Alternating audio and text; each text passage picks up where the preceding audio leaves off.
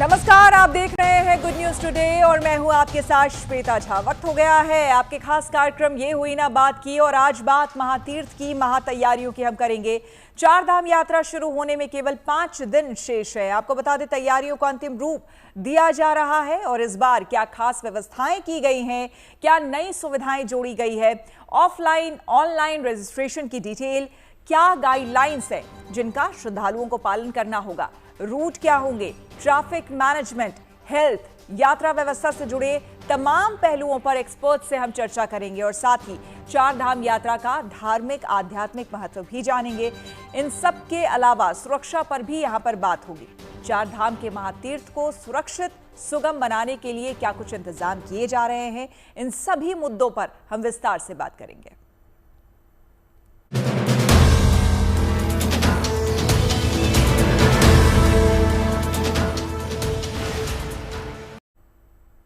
तो चार धाम यात्रा के शुभारंभ में 5 दिन ही शेष हैं। हजारों लाखों की संख्या में देश के कोने कोने से श्रद्धालु चार धाम के दर्शन के लिए उत्तराखंड का रुख करेंगे। ऐसे में तैयारी जरूरी है, क्योंकि कोई भी आपदा बताकर नहीं आती। सजगता और सतर्कता ही किसी भी आपदा से निपटने का सबसे मजबूत जरिया है, और यही वजह है कि राज्य के कई इलाकों में मॉक ड्रिल की गई है। हरिद्वार में अगर आपको बताएं कि शिव घाट पर आपदा संबंधी तैयारियों को परखा गया। रुद्रप्रयाग में केदारनाथ पैदल यात्रा मार्ग और यात्रा के मुख्य पड़ाव सोनप्रयाग में आपदा संबंधी तमाम तैयारियों को परखने के लिए मॉक ड्रिल हुई। वहीं उत्तरकाशी में भी तमाम जरूरी तैयारियों का जायजा लिया गया और गढ़वाल में मॉक ड्रिल के दौरान आपदाओं की अलग अलग स्थितियां बनाकर मॉक ड्रिल की गई। चार धाम यात्रा की तैयारियों को परखने के लिए मॉक ड्रिल कल संपन्न हुई, जिसे उन 7 जिलों में आयोजित किया गया है जहां से होकर श्रद्धालु चार धाम यानी कि बद्रीनाथ, केदारनाथ, गंगोत्री और यमुनोत्री तक पहुंचते हैं। ये मॉक ड्रिल जमीनी स्तर पर तैयारियों को परखने के लिए की गई है। ये राज्य आपदा प्रबंधन प्राधिकरण ने राष्ट्रीय आपदा प्रबंधन प्राधिकरण का संयुक्त ऑपरेशन था।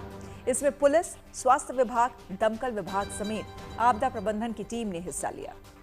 मॉक ड्रिल का उद्देश्य चार धाम यात्रा से जुड़े सभी विभागों के बीच बेहतर तालमेल बनाना था, ताकि यात्रा के दौरान किसी भी आपदा और आपात स्थिति से प्रभावी ढंग से निपटा जा सके। जाहिर है, मॉक ड्रिल से यात्रा की तैयारियों को और मजबूत और पूरी तरह से सुरक्षित बनाने में मदद मिलेगी।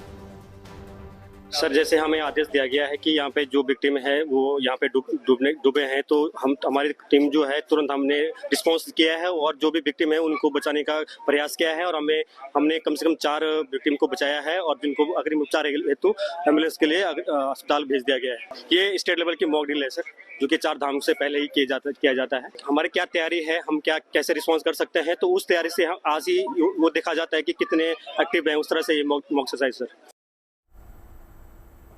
तो चारों धाम गढ़वाल मंडल में स्थित हैं, इसलिए इस मंडल के अलग अलग जिलों में मॉक ड्रिल कंडक्ट की गई है, जिसमें यात्रा से जुड़ी सभी जरूरी तैयारियों को परखा गया है।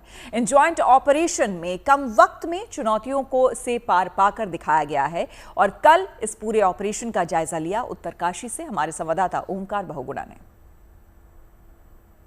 आप देख सकते हैं वायरलेस सेट यहाँ पर लगा हुआ है हाई फ्रीक्वेंसी का, और साथ में जो है ये वो कम्युनिकेशन का स्थान है जहाँ पर जो है सूचनाएं एकत्र की जाएगी और साथ में जो है मैनेजर को भेजी जाएगी और मैनेजर के बाद जो यहाँ पर तमाम महकमे के जो लोग हैं उन लोगों को जो है मोबिलाइज किया जाएगा। घटना स्थल पर हम पहुँच चुके हैं। ये वो स्थान है मॉक ड्रिल को लेकर के जिसको जो है चयनित किया गया था। यहाँ पर कोई इंसिडेंट हुआ है, तमाम जो QRS टीम है वो यहाँ पर पहुँच चुकी है। मजिस्ट्रेट यहाँ पर पहुँचे हैं जिन्होंने जो है सूचना कंट्रोल रूम को दी और उसके बाद तमाम जो QRS टीम के जो नुमाइंदे हैं, साथ में जो मैन पावर है वो यहाँ पे डिप्लॉय की गई है। क्या ये इंसिडेंट वाला एरिया यही रहा? जी, ये इंसिडेंट वाला एरिया यही है। ऊपर क्लाउड ब्रस्ट हुआ है और उसमें भारी मात्रा में जो मलबा है वो नीचे को आ गया और फिर उसमें टेम्पो ट्रैवलर हमारा नीचे फंस गया है। ओके, काफ़ी लोगों की संभावना है 10 से 11 जी। अभी रेस्क्यू किया जा रहा है, तो एग्जैक्ट नंबर नहीं बता रहा। तो ये रेस्क्यू टीम आप ये देख सकते हैं। मैं कैमरामैन से चाहूँगा दिखाएं, ये नीचे नदी में जो क्लाउड बर्स्ट हुआ था उसके बाद कोई टेम्पो ट्रैवलर फंसना यहाँ पर बताया गया। ये मैं दोबारा दर्शकों को बता देना चाहूँगा, ये एक मॉक ड्रिल है। आप देख सकते हैं पुलिसकर्मी नीचे पहुँचे हुए हैं घटनास्थल पर, और जिस तरीके से पिक्चराइज इसको किया गया है प्लान के मुताबिक कि आखिर कितने लोग यहाँ पर फंसे हुए हैं, ये सब चीज़ जो है बाद में बताई जाएगी। लेकिन आप ये देख सकते हैं पीछे से SDRF की टीम भी आ चुकी है और अन्य जो QRS टीम में जो शामिल जो महकमे हैं उनके लोग भी यहाँ पर पहुँच चुके हैं। तो देहरादून से हमारे संवाददाता अंकित शर्मा हमारे साथ जुड़े हैं, उनसे और जानकारी लेते हैं। अंकित, ये बताइए कि अब यात्रा शुरू होने में कुछ ही दिन शेष है, ऐसे में हमने देखा कि मॉक ड्रिल भी यहां पर की गई है, लेकिन साथ ही साथ मुख्यमंत्री भी हमें काफी वहां पर सतर्क नजर आए हैं तमाम चीजों को लेकर।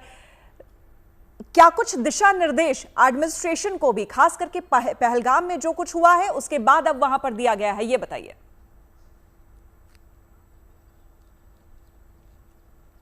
जी बिल्कुल श्वेता, देखिए जैसे कि पहलगाम के बाद अब चारधाम में भी जो सुरक्षा है उसको लेकर तैयारी करना ज़रूरी है। हालांकि चारधाम हमेशा सेफेस्ट रही है और इस तरह के यहाँ पर खतरे नहीं आए हैं, लेकिन जब पहलगाम में इस तरह की चीज़ सामने आई है, इस तरह का हमला हुआ है, तो चारधाम के लिए भी सोचने की ज़रूरत है। और इसको लेकर मुख्यमंत्री पुष्कर सिंह धामी ने आज ऋषिकेश में भी दौरा किया, ट्रांजिट कैंप को चेक किया और जो सुविधाएं हैं वहाँ पे, चिकित्सा सुविधा हो या फिर सुरक्षा को लेकर हो, उसका दौरा किया है। और वहाँ पे कमिश्नर भी मौजूद थे, उनको आदेश दिए हैं कि सुरक्षा को लेकर भी कदम उठाए जाएँ। पुलिस प्रशासन भी वहाँ मौजूद था, IG गढ़वाल, राजीव स्वरूप भी वहाँ थे, तो इसको लेकर सुरक्षा को लेकर भी उनको ऑर्डर्स दिए गए हैं। और जैसा कि हमारी DGP उत्तराखंड से भी बातचीत हो रही थी, तो उसमें भी उन्होंने यही कहा कि चारधाम को लेकर भी हम एक्स्ट्रा फोर्स हमने डिप्लॉय की है। कुमाऊं से जो हमने मोबिलाइज किए हैं फोर्सेस को, इसके साथ PAC और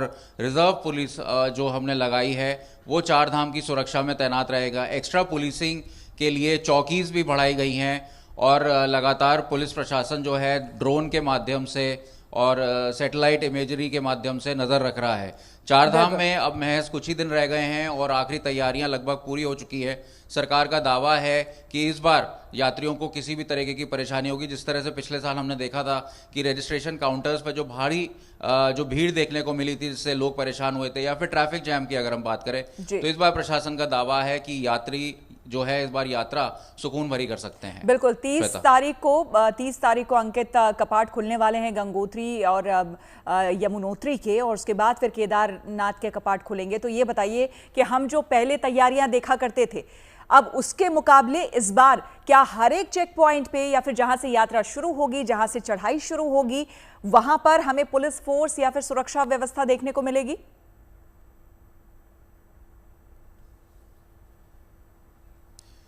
जी बिल्कुल, जैसा मैंने बताया कि पुलिस चौकी जो है वो बढ़ रही हैं, लेकिन उद्देश्य सुरक्षा का होगा, यात्रियों को परेशान करने का नहीं होगा। और जैसा कि प्रशासन हमको बार बार यही बता रहा है, जैसे कि विकासनगर, ऋषिकेश और देहरादून मेन हॉल्टिंग पॉइंट्स होते हैं। यहाँ से आगे की ओर जो यात्री हैं वो सफ़र करते हैं। विकासनगर पे एक चेक पोस्ट होगा, ऋषिकेश में भी चेक पोस्ट होंगे जहाँ पर रजिस्ट्रेशन वगैरह चेक किए जाएंगे। इसके बाद जो पहाड़ में जब यात्रा कर रहे होंगे तो उत्तरकाशी और श्रीनगर मुख्य चेक पोस्ट होंगे।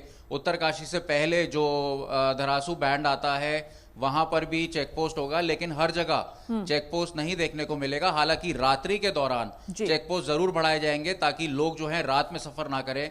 अमूमन हम देखते हैं कि रात में जो लैंडस्लाइड्स होते हैं या डिजास्टर्स देखने को मिलते हैं उसमें काफी लोगों की जानें जाती हैं।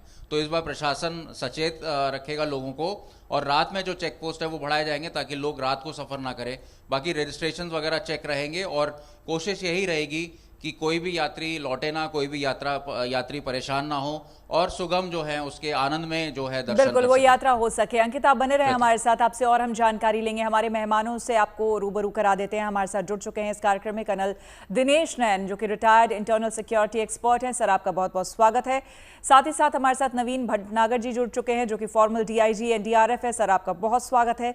स्टूडियो में हमारे साथ पवन कोटियाल है, जो कि उत्तराखंड टूरिज्म प्रोफेशनल्स एसोसिएशन से जुड़े हुए हैं। आपका बहुत स्वागत है पवन जी। और साथ ही आचार्य राज मिश्रा जी, धर्माचार्य हैं, वो हमारे साथ जुड़े हुए हैं। राज मिश्रा जी, आपसे भी हम धार्मिक महत्व के बारे में यहाँ के समझेंगे, और अंकित हमारे संवाददाता लगातार हमारे साथ बने ही हुए हैं, जो तमाम जो लेटेस्ट वहाँ से अपडेट है वो हमें दे रहे हैं। तो शुरुआत करते हैं हमारे मेहमानों से। सबसे पहले कर्नल दिनेश नयन सर, आपके पास आते हुए, खास करके आज जो ये कार्यक्रम है, इसमें हो सकता है अगर पहलगाम नहीं हुआ होता तो सवाल आज के कुछ और होते, लेकिन अब जबकि पहलगाम इंसिडेंट हो चुका है हमारे सामने, हमने देखा है कि वहां पर क्या कुछ हुआ है, तो जाहिर सी बात है अब कोई भी इस तरह की धार्मिक यात्रा होगी या फिर जहां कहीं भी क्राउड हम देखेंगे, जहां कहीं भी ज्यादा से ज्यादा लोग आ रहे होंगे, तो सबसे पहला और बड़ा सवाल अब यही आता है कि सुरक्षा व्यवस्था कैसे चुस्त दुरुस्त की जाए जहां पर किसी भी तरह का लूफोल ना छूट पाए। क्या कहेंगे सर? बिल्कुल ठीक कह रहे हैं श्वेता, आपके पहलगाम का जो इंसिडेंट हुआ है उसके बाद में ना सिर्फ सिक्योरिटी एजेंसीज को बल्कि जो हमारे तीर्थयात्री आने वाले हैं उनको भी कॉन्फिडेंस होना बहुत जरूरी है कि यहाँ पे कोई मतलब नहीं बनता कि कोई गलत तरह की हरकत हो जाए। देखिए, जो मॉक ड्रिल वगैरह होती हैं ये बेसिकली कोऑर्डिनेशन के लिए होती है कि आपस में सभी एजेंसीज का एक कोऑर्डिनेशन रहे। कोई भी आपदा आती है, कुछ आता है, तो सबको पता हो कि किसको किस टाइम पे क्या करना है। जहां तक सवाल है सिक्योरिटी का, देखिए दो तरह की सिक्योरिटीज में ध्यान रखना बहुत जरूरी होता है, खासकर ऐसे हिल एरियाज में। और ये चार धाम में हम जो देखते आए हैं, चार धाम के अंदर बेसिकली आप देखिएगा इसमें श्वेता कि एक तो डेंजर जोन्स हैं, लैंडस्लाइड जोन्स हैं और एक एक्सीडेंट प्रोन जोन्स होते हैं जिसके ऊपर हम लोगों को खास ध्यान देना होता है। अनफॉर्चुनेटली इस इलाके के अंदर जो जियोलॉजिकल डिपार्टमेंट है उनका कहना है कि वो यहाँ पे कुछ छेड़खानी जो नेचर से की गई या रोड चौड़ी की गई या फिर जो रेन का पैटर्न्स हैं वो काफी बदल रहा है इस क्षेत्र के अंदर, तो जिसके कारण ये लैंडस्लाइड का जो मामला है या जमीनें धंसने का मामला, सर, तो इसमें आप क्या कहेंगे ये जो आप पैटर्न चेंज की बात कर रहे हैं, कहीं ना कहीं जिस तरह से और जिस लेवल पे कंस्ट्रक्शन इन इलाकों पे हो रहा है, क्या वो जिम्मेदार है इसके लिए?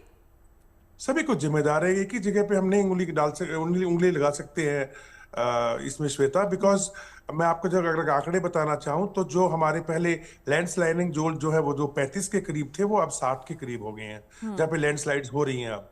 और जो हमारे एक्सीडेंट प्रोन जोन्स थे 80 के करीब हुआ करते थे, 80-85, तो अब वो 120 पे पहुंच गए हैं। यानी कि अभी जो ज्यादा सतर्कता बरतने की जो जरूरत है वो ज्यादा है। But I am very sure कि जिस प्रकार से डीजीपी उत्तराखंड ने अभी पूरा क्षेत्रों का दौरा किया है, जिस प्रकार से आरटीओ जो ट्रांसपोर्ट कंपनीज हैं या मेडिकल डिपार्टमेंट्स हैं या एनडीआरएफ की टीम्स हैं, इन सब ने जो अपनी तैयारी की है तो वो उसको ध्यान में रख के किया होगा। हाँ, एक्सीडेंटल प्रोन जोन्स या फिर ये कह लीजिएगा कि जहाँ पे लैंडस्लाइड्स होती हैं वो मेन एरिया होते हैं जहाँ पे हमने आमूमन देखा है कि हमारे तीर्थयात्रियों के साथ में हादसे होते हैं, तो वहाँ पे जेसीबी वगैरह का इंतजाम एडवांस में करके रखना बहुत आवश्यक हो जाएगा, क्योंकि इस बार जो संख्या है वो शायद 19 लाख के करीब लोगों ने अभी तक रजिस्ट्रेशन करा लिया है, जो कि काफी भारी संख्या है। और ऐसे में जहाँ पे नेचुरल फैक्टर्स के कारण तो जो रोड्स हैं या फिर लैंडस्लाइड्स के एरिया है या एक्सीडेंटल जोन एरियाज हैं, अगर उनके अंदर इजाफा हो रहा है तो हमें भी अपनी तैयारियां उसी प्रकार से पुख्ता करनी होंगी। बिल्कुल, आपने सही कहा। नवीन भटनागर जी, फॉर्मर डीआईजी हमारे साथ हैं एनडीआरएफ के। सर, हमने देखा कि अभी पिछले दिनों मॉक ड्रिल्स यहाँ पर हुई है और एनडीआरएफ जब भी कोई आपदा आती है, हम उन्हें देवदूत कहते हैं, देवदूत की तरह वो आते हैं और लोगों को बचाया यहाँ पर जाता है। ऐसे में बताइए कि ये जो मॉक ड्रिल्स है ये हम देखते हैं एक रेगुलर रूटीन की तरह, जिस तरह से अभी सर भी बता रहे थे कि रूटीन जो एक होता है किसी भी यात्रा से पहले या कहीं भी इस तरह का कुछ शुरू हो रहा है उससे पहले एक रेगुलर रूटीन में मॉक ड्रिल्स ऐसे कर लिया जाता है। लेकिन विशेष करके आपको नहीं लगता है इसमें कुछ और भी करने की जरूरत है, विशेष ट्रेनिंग या फिर ज्यादा लोगों को लगाना?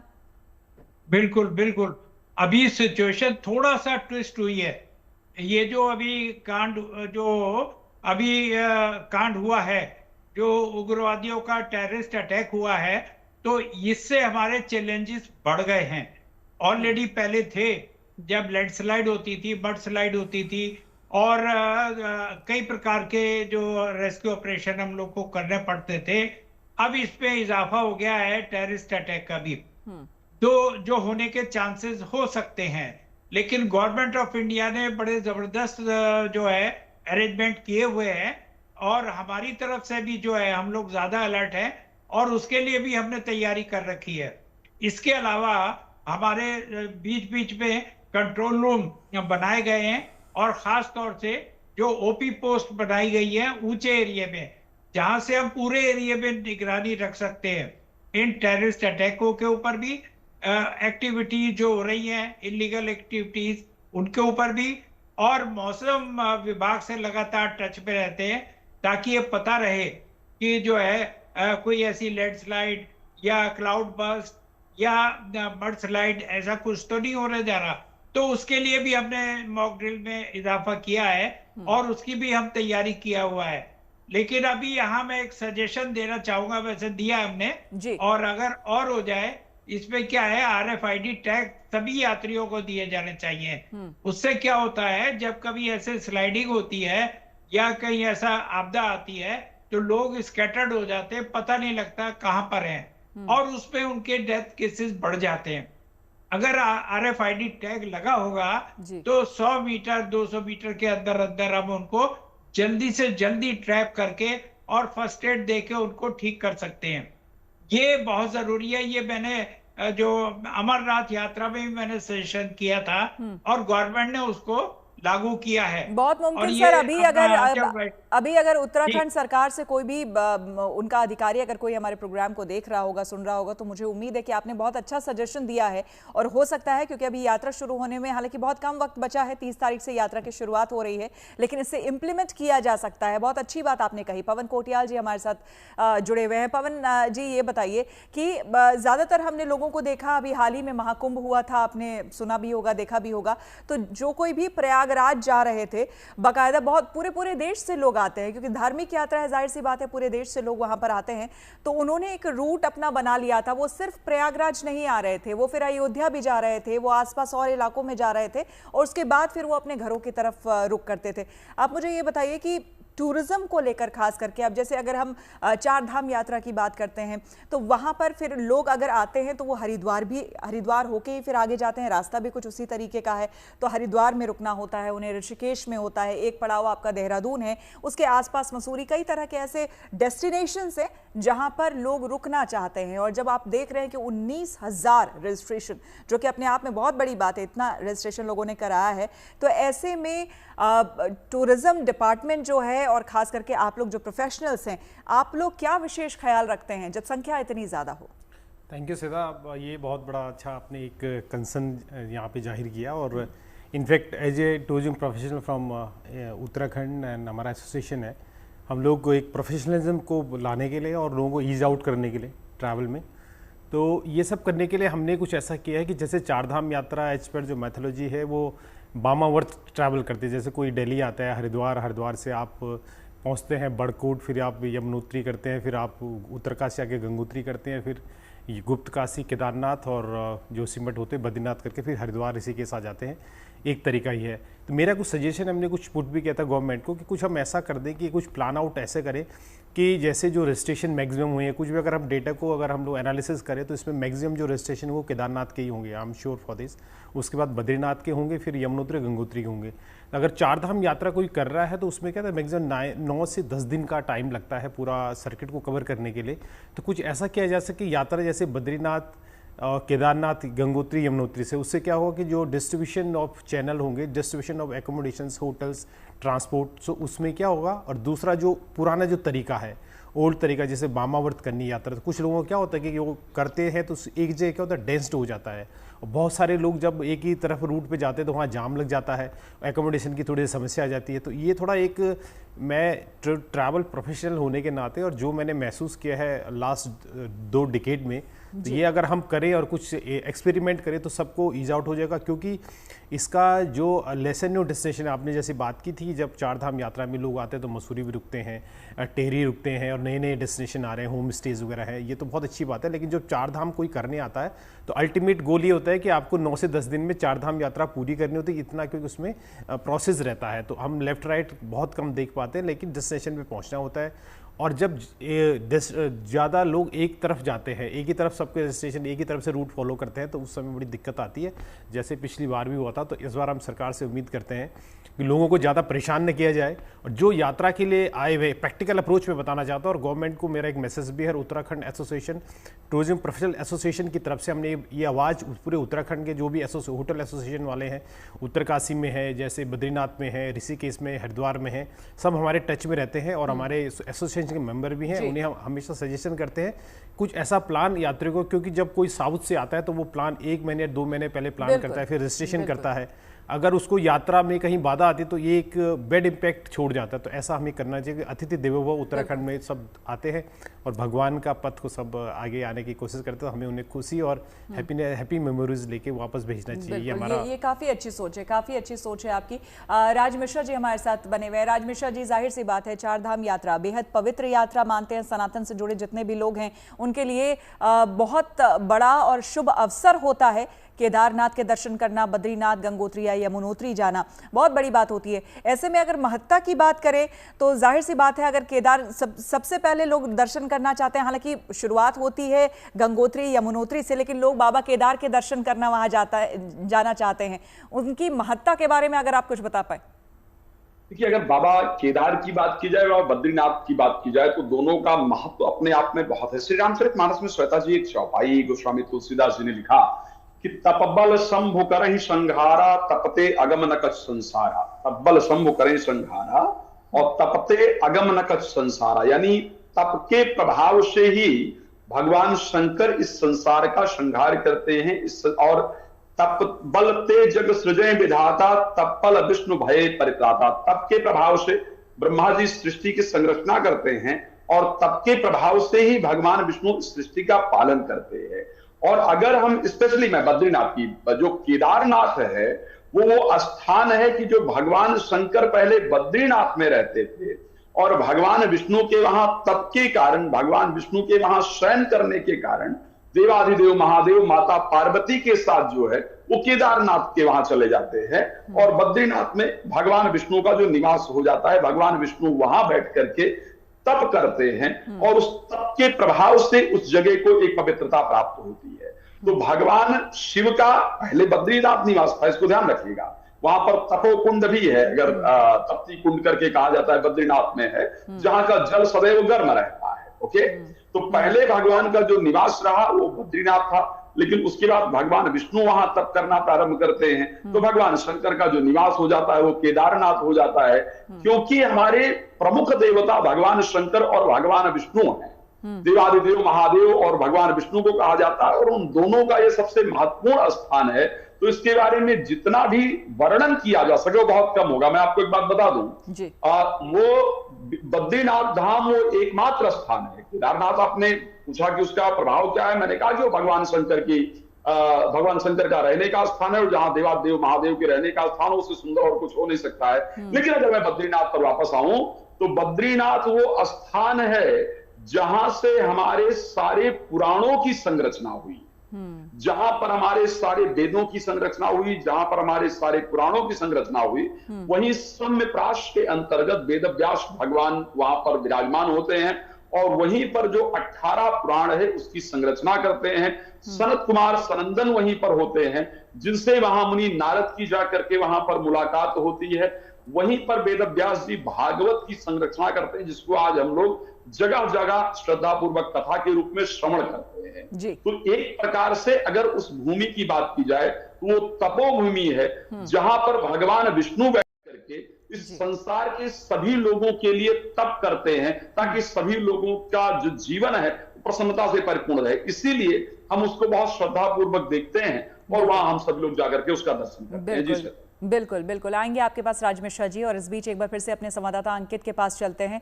अंकित अगर हमारे साथ जुड़े हुए हैं, अंकित ये बताइए, आपसे चूंकि आपको अभी जाना भी है, आप जरा मुझे ये बताइए कि आप चूंकि 30 तारीख से जो सबसे पहले कपाट खुलने वाला है, गंगोत्री और यमुनोत्री धाम दोनों के कपाट खुलने वाले हैं, वहां को लेकर के विशेष करके अगर आप हमें बता सकते हैं कि प्रशासन की तरफ से पहलगाम में अब जो कुछ भी हुआ है उसके बाद कोई ऐसे चेंजेस जो कि श्रद्धालुओं को जानने जरूरी हैं, क्या कोई रूट डाइवर्जन इस तरह की बात कुछ हुई है?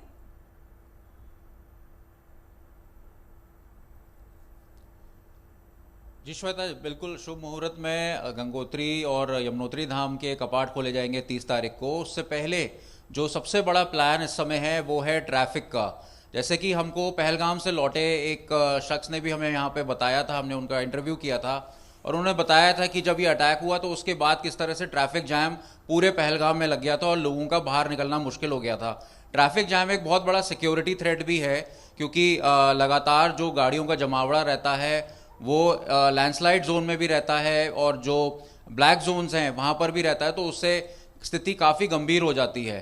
तो इस बार पिछले बार के सबक लेते हुए जो ट्रैफिक प्लान है वो इस तरह से बनाने की कोशिश की है कि जो ट्रैफिक है वो स्मूथ रहे। विकास नगर में कुछ देर तक ट्रैफिक को होल्ड किया जाएगा और उसके बाद आगे मूवमेंट रखी जाएगी अगर ट्रैफिक जैम की स्थिति रहती है। फिलहाल तो प्रशासन लगातार ये दावा कर रहा है कि जो रोड है, जो ब्लॉकेजेस हैं, उनको रिपेयर कर लिया गया है और ट्रीटमेंट भी किया गया है और यमुनोत्री धाम और गंगोत्री धाम के लिए सीधे जो रोड है वो ट्रैफिक स्मूथ रहेगा और प्रशासन के लोग एक सवाल आपसे कि गंगोत्री धाम के लिए मॉनिटरिंग रहेगी। गंगोत्री धाम के लिए जो लोग जा रहे होंगे, ये बताइए कि उनकी जो गाड़ियां हैं वो कहां तक जाएंगी? क्या हर्षिल में उन्हें रोक दिया जाएगा, गाड़ियां वहां पर रुकेंगी या फिर वो आगे ऊपर तक जाएंगी? देखिए, गंगोत्री धाम जाने के लिए आपको बहुत पहले उत्तरकाशी में कई जगह पार्किंग्स बनाई गई हैं, वहाँ पे पार्किंग्स में रोका जाएगा। जैसे कि केदारनाथ में भी देखा गया है कि सोनप्रयाग से पहले जो वहाँ पे क्षेत्र है वहाँ पर पार्किंग बनाई जाती है और पार्किंग के बाद वहाँ पे शटल सर्विसेज चलाई जाती है। तो बहुत हद तक गंगोत्री पहुंचना एक सुगम रास्ता है, वहां पर इतनी कठिनाई नहीं होती है। यमुनोत्री में हनुमान चट्टी तक जो है वहां तक जाया जाता है, उसके बाद फिर पैदल का रास्ता होता है और घोड़े खच्चर से जाया जाता है। 7-8 किलोमीटर का पूरा ट्रैक होता है। ऐसी केदारनाथ होता है, तो केदारनाथ में भी काफी लंबा ट्रैक है और आपको करीब 20 किलोमीटर का ट्रैक के जाना होता है, जिसके लिए लोग घोड़े खच्चर का इस्तेमाल करते हैं या फिर हेली सर्विसेज भी लेते हैं। लेकिन गंगोत्री और बद्रीनाथ जो है वो सुगम रास्ते हैं। थोड़ा पहले जो पड़ाव आते हैं वहां पे भी पार्किंग मौजूद रहेगी, उत्तरकाशी में भी पार्किंग मौजूद रहेंगी और शटल सेवा की इस बार कोशिश की जा रही है। बिल्कुल, बहुत धन्यवाद आपका अंकित, हमें तमाम जानकारी देने के लिए। और पूरी उम्मीद है कि सरकार की तरफ से भी लोगों को सही समय पर जो भी अगर चेंजेस किए जा रहे हैं, चाहे वो रूट में हो या फिर किसी और तरीके से, वो बता दिया जाएगा उनको। इस बीच चूंकि तीर्थ यात्रा की बात हो रही है तो बता दें आपको कि उत्तराखंड में पवित्र हेमकुंड यात्रा की भी तैयारियां जोर शोर से चल रही है। उत्तराखंड में तीर्थ यात्रा के लिए प्रसिद्ध 4 धामों के अलावा 5वां धाम है हेमकुंड साहिब, लेकिन वहां तक पहुंचने के लिए बर्फ से ढका रास्ता बेहद कठिन है। इसलिए तीर्थ यात्रियों की सहूलियत के लिए इंतजाम किया जा रहा है।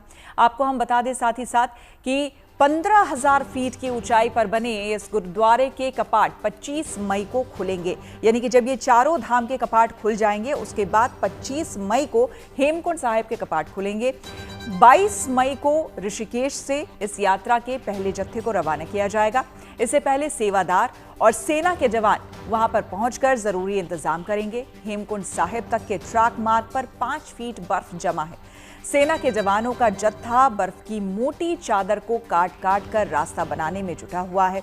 सेना के जवानों ने घांगरिया से अटलाकोटी तक बर्फ हटाकर रास्ता खोल दिया है और अब आगे की तैयारी है। इस इलाके में जोरदार बर्फबारी के बाद ये स्थिति हर साल पैदा होती है और सेना के जवान ही बर्फ काटकर रास्ता बनाते हैं ताकि श्रद्धालु हेमकुंड साहिब तक आसानी से पहुंच सके। इस बार भी जाबाज जवानों ने ये बीड़ा उठाया है ताकि सुचारू रूप से तीर्थ यात्रा सुनिश्चित की जा सके।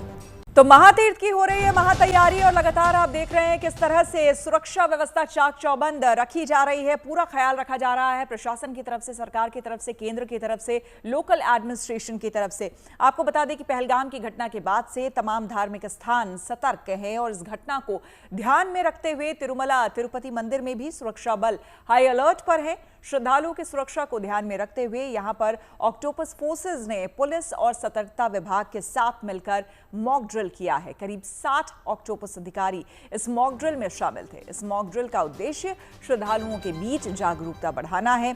इसके तहत तिरुमला के कई इलाकों में औचक निरीक्षण किया गया है और सुरक्षा इंतजामों को पुख्ता किया गया है। तो आपको बता दें कि बाकी मंदिरों में भी कुछ इसी तरह के सुरक्षा इंतजाम किए जा रहे हैं। वहीं पर अगर हम बात करें बाबा बर्फानी के यानी कि अमरनाथ यात्रा के, तो पवित्र अमरनाथ यात्रा 3 जुलाई से यहां शुरू हो रही है, जिसके लिए खास इंतजाम किए जा रहे हैं। पहलगाम हमले को देखते हुए यहां सुरक्षा का खास ख्याल रखा जाएगा और अमरनाथ यात्रा के लिए नई सुरक्षा योजना लागू होगी। खबर जिस तरह की आ रही है उसके मुताबिक विशेष केंद्रीय कमांड सेंटर 24 घंटे यात्रा की निगरानी करेगा। पहलगाम, सोनमर्ग में पर्यटकों की आवाजाही रोकी जा सकती है। सभी ट्रांजिट कैंपों पर कड़ी सुरक्षा होगी।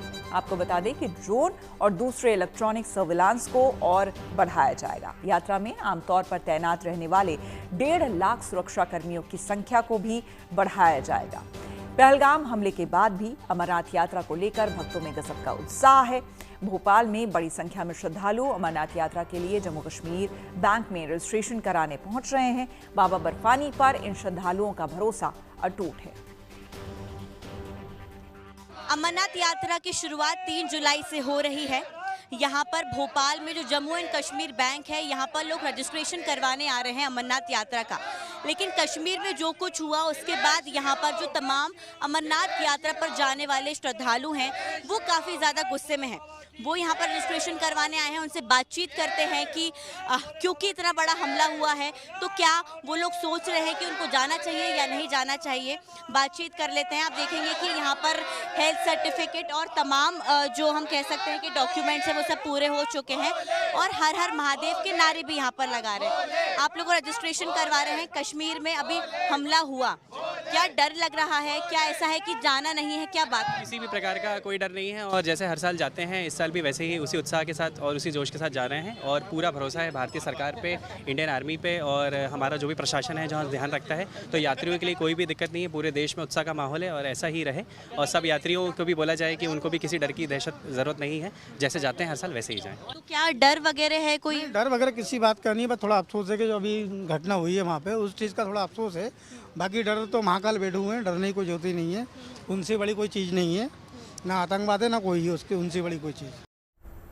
हमारे तमाम मेहमान हमारे साथ जुड़े हुए हैं। कर्नल दिनेश नयन सर, आपके पास आते हुए जो लोग कह रहे हैं जाहिर सी बात है उनकी अटूट श्रद्धा बताती है भगवान के प्रति, जाहिर सी बात है, लेकिन उसके साथ साथ उतनी ही तरह से एक अपने तौर पर वो पूरी तरह से अश्योर हैं कि भाई चाहे इंडियन आर्मी हो या फिर हमारी सरकारें हो, उनको लेकर भी वो पूरी तरह से उनको अश्योरेंस है कि वो पूरी सुरक्षा उनकी करेंगे, रखेंगे। ये बहुत अच्छी बात है कि हमारी देश की सेना को लेकर के अब तमाम जितने भी भारतीय हैं वो सभी पूरी तरह से अश्योर्ड हैं कि हमारी देश की सेना अगर है तो वो कुछ नहीं होने देगी। बहुत बड़ी बात, लेकिन जिम्मेदारी और ज्यादा बढ़ जाती है, आपको नहीं लगता? डेफिनेटली श्वेता, जिम्मेदारी तो बढ़ जाती है और मैं ये कहना चाहूंगा कि आस्था हर चीज पे भारी होती है और जो आस्था बर्फानी बाबा के बारे में है पूरे भारतवासियों के अंदर, हिंदुओं के अंदर, मैं समझता हूं उसका कोई तोड़ नहीं है। जहां तक सैनिकों का सवाल है, सेना, भारतीय सेना का सवाल है, मैं आपको अश्योर करता हूं कि आज तक जो पहले शुरू के अंदर थोड़े बहुत पॉइंट्स हुआ करते थे जहां पे जो छुटपुट घटनाएं होती थी, लेकिन उसके बाद एक सटीक तरीका पूरा जो है सिक्योरिटी का पहलगाम से शुरू होकर के और बाबा बर्फानी तक का पूरा एक इतना सिक्योर रहता है कि उसके अंदर किसी को कोई घबराने की जरूरत नहीं होनी चाहिए। पूरी की पूरी सेना रात भर 4 बजे से लेकर 2 बजे से लेकर मॉर्निंग तक रोड ओपनिंग पार्टीज यानी रोड को क्लियर करना, आसपास की सभी पहाड़ियों की चोटियों के ऊपर पूरी सेना तैनात हो जाती है। हर तरफ जो है पेट्रोलिंग निकल जाती है, हर चीज को मुआयना किया जाता है और खासकर अब पुलवामा अटैक के बाद तो ये एक्सरसाइज मैं समझता हूँ दुगनी हो जाएगी। तो लिहाजा जहां तक सवाल है अमरनाथ यात्रा का, इसके अंदर अभी कोई भी आतंकी ग्रुप क्यों ना हो, मैं नहीं समझता हूं कि वो हिम्मत कर पाएगा कि अब इस तरफ आए। रही बात दूसरी, मैं आपको बताना चाहूं श्वेता कि आज भी 23 तारीख से, कल से लेके अब तक पूरे पीर पंजाल को घेरा हुआ है और जो 40 से 42 करीब के लोग ये छुटपुट ग्रुप्स के अंदर घूम रहे हैं, उनके अंदर अभी एक्शन शुरू हो रखा है। करीब बारामूला और उरी क्षेत्र के अंदर पीर पंजाल में 2 लोगों को पहले मारा गया था। त्राल के अंदर जो है अभी हाल ही में इनका जो लीडर था जिन्होंने ये पहलगाम वाला किस्सा किया, सैफुल्ला और धार, दोनों को मौत के घाट उतार दिया गया है। और इसके अलावा अभी उधमपुर के क्षेत्र के अंदर भी डड्डू एरिया के अंदर अभी आतंकवादियों के साथ मुठभेड़ चालू है, जहां हमारा एक जवान भी आज शहीद हुआ।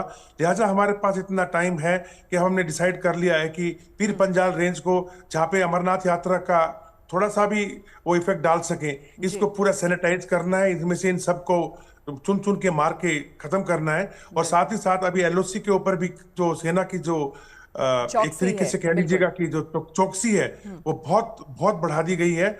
और मैं आपको बताना चाहूंगा पिछले 2 दिनों से एलओसी के ऊपर जो है वो बिल्कुल एक तरीके से कह लीजिएगा कि अभी एलओसी एक्टिव हो चुकी है, वो लोग जानबूझ करके हमारे सीज फायर तोड़ रहे थे ताकि कुछ लोगों को अंदर घुसेड़ सकें। जहां भी सीज फायर चलता है वहां पे पाकिस्तानी बंकरों को बेदर्दी के साथ उड़ाया जा रहा है। तो सेना अभी इस हादसे के बाद सेना को भी बहुत गुस्सा है और हम समझते हैं कि अभी इसके बाद में जो है हमारा काम दुगना बढ़ गया है और किसी भी प्रकार की कोई गलती खासकर अमरनाथ यात्रा में तो होने की गुंजाइश नहीं होगी। बिल्कुल सर, और इसी बात को लेकर आश्वस्त हैं भारतीय भी। नवीन भटनागर जी, ये बताइए कि खास करके जिस टेरेन की हम बात कर रहे हैं, ये पूरा चारधाम यात्रा जो पूरी ये होती है, पूरी गढ़वाल मंडल में ही ये चारों धाम है, और ऐसे में जो टेरेन है इसमें मुझे भी सौभाग्य मिला है इन धामों में जाने का। केदारनाथ भी जा चुके हूँ, गंगोत्री धाम भी मैं जा चुकी हूँ, बद्रीनाथ। तो ये जो पूरा इलाका है इसमें कई ऐसे इलाके हैं जहाँ पर वाकई अगर वहाँ पर किसी तरह की होती है तो लोगों को निकालना, फिर रेस्क्यू करना, ये बहुत ही चैलेंज का काम होता है। ऐसे में आपको क्या लगता है एनडीआरएफ के लिए या फिर एसडीआरएफ के लिए, इन लोगों के लिए कितना मुश्किल भरा ये सब कुछ रहता है करना, रेस्क्यू ऑपरेशन?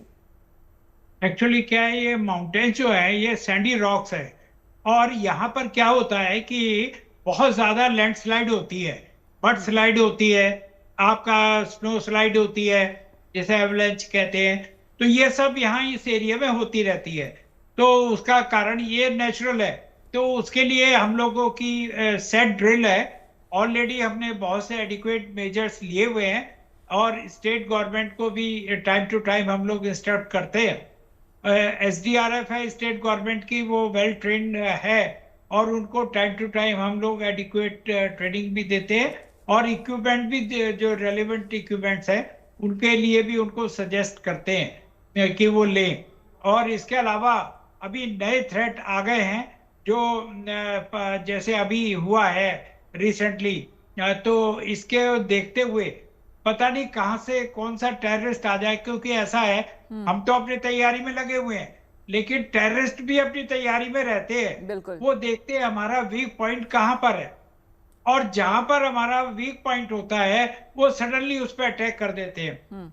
आप ऐसे एक्सपीरियंस बहुत हैं और लेकिन हम लोग भी रेस्क्यू में अभी काफी कुछ हमें मास्टरी हासिल हो गई है, तो इसलिए कोई घबराने की बात नहीं है। एक सवाल यहाँ पर आपसे है कि तैयारियां ठीक है आपकी तरफ से भी लगातार हो रही होती है, चाहे वो एनडीआरएफ हो चाहे वो एसडीआरएफ हो, अपनी तरफ से तैयारियां हो रही होती है, लेकिन इन टेरेन्स में सबसे बड़ी परेशानी जो मुझे समझ में आती है एज अ ले मैन ही मैं कहूंगी कि वो ये कि ये इलाका इस तरह का होता है कि बहुत कम समय में क्रिटिकल कंडीशन में लोग होते हैं। अगर कोई परेशानी में पड़ता भी है तो बहुत कम समय में उनको हेल्प पहुंचाना, उनको अस्पताल तक पहुंचाना, ये एक बहुत बड़ा चैलेंज होता है। बिल्कुल आपने सही फरमाया। हमारे वैसे अभी काफी टीमें लगा दी गई हैं, बढ़ा दी गई हैं। अभी चार धाम यात्रा में भी 10 टीमें हमारी रेडी हैं, जहां जरूरत पड़ती है वहां उनको डिप्लॉय किया जा रहा है। और इसी प्रकार से अमरनाथ यात्रा में भी हमारी अभी ज्यादा टीमें लगाई जाएंगी। और इसके अलावा हमारे चेक पोस्ट होते हैं, इसके अलावा हमारा कंट्रोल रूम होता है जो बराबर मॉनिटर करता है जो मूवमेंट्स के ऊपर किस टाइप की मूवमेंट कहाँ हो रही है। और हम लोग वेदर डिपार्टमेंट जो IMD उससे लगातार टच पे रहते हैं कि भाई अब मौसम कैसा है, अब कैसा है, वो बराबर इंफॉर्मेशन हमें देते रहते हैं। इसके अलावा PMO से हमें इंफॉर्मेशन मिलती रहती है। तो जो हमारे कंट्रोल रूम है वो राउंड द क्लॉक वर्क करते हैं और हमारी फोर्सेज जो है पूरे किट के साथ हमेशा रेडी रहती है। और हम लोग पहले से ज्यादा एडवांस हो गए हैं अपना रेस्क्यू ऑपरेशन में, तो इसलिए घबराने की बात नहीं है। निश्चिंत होकर भगवान का नाम लेकर सब लोग जाएं। मेरा श्योर मैं करना चाहूंगा जिम्मेदारी से इस चैनल से कि किसी को घबराने की जरूरत नहीं है। आपका कोई कुछ नहीं बिगाड़ सकता और मौसम भी आपका साथ देगा। भगवान की कृपा रही, सब ठीक रहेगा। हम लोग वेल ट्रेंड है, आपको टाइम टू टाइम हेल्प करेंगे, आपको बचाएंगे। ये मैं अपनी फोर्स की तरफ से और गवर्नमेंट ऑफ इंडिया की तरफ से मैं आपको एश्योर कर सकता हूँ। सर आपने बहुत बड़ी बात गुड न्यूज़ टुडे के माध्यम से लोगों को कही है और जो कोई भी इस वक्त हमारा चैनल देख रहा है, मुझे पूरा विश्वास है कि आपकी इन बातों को सुनकर और ज़्यादा उनमें हिम्मत आई होगी। और आस्था से तो भरपूर हैं ही हमारे भारतीय, वो हम देख ही पा रहे थे, अभी सुन रहे थे लोगों को। पवन कोटियाल जी, जाहिर सी बात है, देखिए जहाँ कहीं भी इस तरह की घटना घट जाती है, जो अभी पहलगाम में घटी है, उससे पहले अमरनाथ यात्रा पर भी एक तरह से एक बार हमला हुआ था जो हमने देखा था पिछले दिनों, पिछले सालों में। तो ये बताइए बताइए कि जाहिर सी बात है, एक कहीं ना कहीं डर होता है लोगों के अंदर, कुछ लोगों के अंदर आ ही जाता है, डेंट सा लग जाता है टूरिज्म को लेकर खास करके। और हम देख रहे थे लगातार वो लोग जिनकी रोजी रोटी टूरिज्म से चलती है, जैसे कश्मीर की ही हम बात करें, कश्मीर में सबसे बड़ा कह लीजिए कि वहां पर अगर रोजी रोटी ज्यादातर लोगों की चलती है तो वो टूरिज्म की वजह से है। उस पर कोई डेंट लगाता है तो वो बहुत बड़ा हमला है, डेंट है उनके घर, उनकी रोजी रोटी पर। डेफिनेटली श्वेता, आपने जो बात बताई, क्योंकि एक बहुत फ्रेजाइल इशू हो जाता है जब कोई अटैक होता है ऐसा, और एक सेंटिमेंट्स बहुत हर्ट हो जाती है। ट्रैवल ही ऐसा सेक्टर है अराउंड द ग्लोब, अगर कहीं किसी रीजन में कुछ होता है तो सबसे पहले आदमी सोचता है चलो हमें नहीं करना है, टेंशन नहीं लेना है। तो अगर ऐसा कुछ होता है, अचानक सरप्राइज कुछ मिल जाता है अनफॉर्चुनेट, और वो वहाँ के जो लोकल्स हैं, जो उससे जुड़े हुए हैं, जो उसके स्टेक होल्डर्स हैं, होटलियर्स हैं, सब लोग इंतज़ार करते हैं सीजन का। मैं कहना चाहूँगा कि जो भी, जैसे गवर्नमेंट ऑफ जम्मू कश्मीर की जो GDP है 7% उसका कंट्रीब्यूशन है इकोनॉमी में, और एक बहुत बड़ा वो रोज़गार का साधन है। वहाँ पे 70 से 80% लोग टूरिज्म से ही जुड़े हुए हैं। ऐसे में अगर हिमाचल की बात करूँ जहाँ पे 6.7 GDP ग्रोथ है टूरिज्म का, और उत्तराखंड में थोड़ा सा कम है क्योंकि वहाँ पे कुछ सुविधाएं, कुछ सीजनेबिलिटी होती है, तो ऐसी कुछ अवांछित गतिविधियाँ नहीं होनी चाहिए किसी भी लेवल पे, और वो बिल्कुल जीरो टॉलरेंस पे उसको हमें रिएक्ट करना चाहिए, जिससे कि हमारे जो गेस्ट हैं, आने वाले अतिथि देवो भव, मैं पुनः आपसे वही बात करूंगा, जब कोई घर से निकलता है तो ये अपनी मन्नतें लेके चलता है और ये सोचता है मैं अच्छे एक्सपीरियंस लेके वापस आऊँगा, और वही एक एक्सपीरियंशियल टूरिज्म होता है। इसमें लोकल्स का भी पार्टनरशिप बहुत ज़रूरी है, जो वहाँ के लोकल हैं, जो वहाँ के फूड हैं, जो वहाँ के क्राफ्ट्स हैं, जो वहाँ के लोगों का hospitality as far as the tourism is concern, जो वहाँ की हॉस्पिटलिटी है, जो लोग हैं, उन्हें मोर प्रोफेशनल्स होना चाहिए और कुछ अच्छा अपने गेस्ट को एक्सपीरियंस देना चाहिए, जिससे कि लोग दोबारा आएँ, उनकी GDP में ग्रोथ करें और इकोनॉमी को एक बूस्ट करें रीजन के लिए। तो मेरा जो कहना है कि जो लोकल्स का भी बहुत बड़ा योगदान होता है जो ग्राउंड पे है, जैसे कश्मीर और ये पहलगाम की बात करें, जो वो हैंडलर्स थे, उन्होंने कहाँ से लास्ट खाना खाया होगा, किसने उन्हें हेल्प किया होगा, कैसे ये सिचुएशन वहाँ तक क्रिएट हो गई, और वहाँ तक जब मैं भी गया पहलगाम, जहाँ पे ये सिचुएशन होती है, वहाँ पे 7 किलोमीटर लगभग पैदल चलना पड़ता है या फिर घोड़े से चलना पड़ता है। बिल्कुल, मैं खुद भी उस रास्ते में जा चुकी हूँ और मैंने देखा वो एक लंबा पैच होता है जहाँ पर गाड़ियाँ नहीं जाती है, गाड़ी बहुत पहले रुक जाती है, और उस जो मिनी स्विट्जरलैंड जहाँ पे ये घटना घटी है, जिसको मिनी स्विट्जरलैंड भी कहते हैं वहाँ पर, और उस पूरे ट्रैक पर एक बड़ा सा स्ट्रेच है जहाँ पर आपको या तो खच्चर या तो पैदल आपको जाना होता है, और उतने दूर तक हेल्प के लिए भी तुरंत में कोई नहीं रहता है। बिल्कुल, बहुत, क्योंकि इसके लिए जो लोकल्स वहाँ पे उन्हें रूट का पता होता है, और वहाँ पे वो सब चीज़ें एक रिस्पॉन्सिबिलिटी अपने लोकल्स को लेनी चाहिए, क्योंकि उसकी रोजी जो ब्रेड एंड बटर है यहीं से निकलता है। आप देख सकते हैं कि जो जैसे उत्तराखंड की बात करें, 2030 तक 30 करोड़ का में जो टूरिज्म डेवलपमेंट बोर्ड है उत्तराखंड का, उन्होंने एक टारगेट रखा हुआ है। इस बार जो कश्मीर में बहुत शानदार ट्रैवल चल रहा था और लगभग 2 करोड़ लोग आने की संभावना थी वहाँ पे। आप बिलीव कर सकते हैं, मतलब कितने मिलियंस, आप 20 मिलियंस की बात कर सकते हैं। और जबकि उत्तराखंड में लगभग हम लोग एक्सपेक्ट करते हैं कि 42 लाख एक्सपेक्ट कर रहे हैं हम लोग इस बार आएंगे, और हिमाचल में लगभग 25 से 26 लाख। तो अच्छा खासा टूरिस्ट फ्लो हो रहा था और एक अच्छा सा एक मोरल और कॉन्फिडेंस डेवलप हो रहा था। बिल्कुल पवन जी, लेकिन फिर भी हम उम्मीद करेंगे जिस तरह से भारतीय सरकार जो है और एडमिनिस्ट्रेशन जो है अब एक्ट कर रही है, इंडियन फोर्सेज जिस तरह से एक्ट कर रही है, बहुत संभव सब कुछ कश्मीर में भी, जम्मू कश्मीर में भी पटरी पर आएगा और सब कुछ पहले की तरह हो जाएगा। उम्मीद तो हम यही करेंगे। आचार्य राज मिश्रा जी, जाहिर सी बात है, देखिए हमारे यहाँ आस्था जो है वो सर्वोपरि है। आप सुन ही रहे होंगे कि देखिए अभी अभी ये घटना घटी है पहलगाम में, लेकिन अभी आप सुन रहे होंगे जो लोग रजिस्ट्रेशन अमरनाथ यात्रा की करवा रहे हैं, वो कह रहे हैं उनके मन में कोई डर नहीं है, कोई संशय नहीं है कि हम जाएंगे भी या नहीं जाएंगे, जाना ही जाना है। देखिए, होना भी नहीं चाहिए। थोड़े से राक्षस आकर के, ये थोड़े शैतान आकर के और हमारी धार्मिक भावनाओं को आहत नहीं कर सकते, हमारी धार्मिकता को नहीं रोक सकते। हमारे भारतीयों के अंदर जो जोश है धर्म को लेकर के, उस जोश को ये रोक नहीं सकते। ये तो कमजोर लोग हैं ना, ये तो कायर लोग हैं जो आपको वास्तविकता में आपके धर्म, अब सोचिए कितना दुर्भाग्यपूर्ण है जब इस शब्द को मैं सुनता हूं और जब इस विषय पर मैं डिस्कस करता हूं तो वाकई बहुत क्रोध उत्पन्न होता है कि ये अपने आप को मानव कहते हैं। सबसे बड़ा धर्म अगर श्वेता जी कुछ कहा जाए तो मानव धर्म है, और ये उस मानव धर्म के लिए राक्षस हैं। अगर इन राक्षसों से डर करके अपनी धार्मिक यात्राएं बंद कर देंगे, इन राक्षसों से डर करके यदि हम जीवन जीना बंद कर देंगे, तो फिर तो ये जीत गए ना। तो हमें डरना है ही नहीं, हमें हमारी धार्मिक यात्राओं को करना है।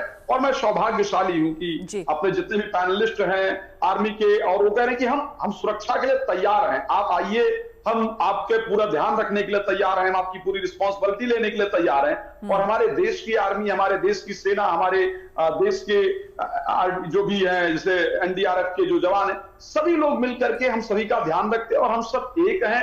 हमारे अंदर ये जोश होना चाहिए, जज्बा होना चाहिए। मुझे लगता है और ज्यादा बढ़ चढ़ करके हमें हिस्सा लेना चाहिए। बिल्कुल। और हमारे धर्म को नष्ट करने के लिए भाई कितने प्रयास किए। मुगल आए तो क्या हमारे धर्म को खत्म कर पाए? क्या हमारे धार्मिक भावनाओं को खत्म कर पाए? नहीं कर पाए ना।